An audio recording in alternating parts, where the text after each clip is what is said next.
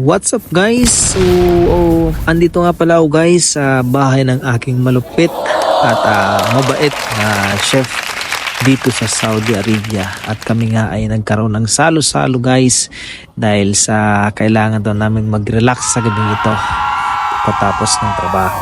Sa katunayan pala guys ay nung nakarang araw niya pa akong niyayaya na pumunta sa bahay nila, pero dahil nga sa wala pa sa plano at syempre nakakaya pa, syempre bago pa lang kaming magkakilala na siya at malayo pa lang ang aming accommodation sa kanila dito sa sentro. So kung gusto mong gumala at magpasyal-pasyal kung saan, so babiyahe ka pa ng 30 to 45 minutes para makarating sa sentro.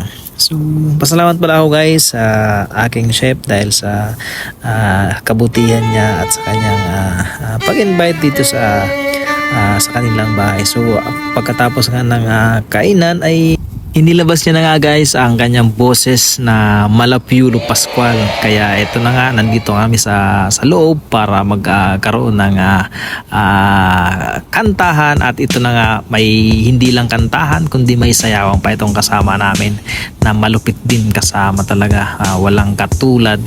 Kaya guys, pasalamat tayo sa mga taong nakasama natin araw-araw dahil hindi naman sa lahat ng pagkakataon ay katulad nila. God bless po.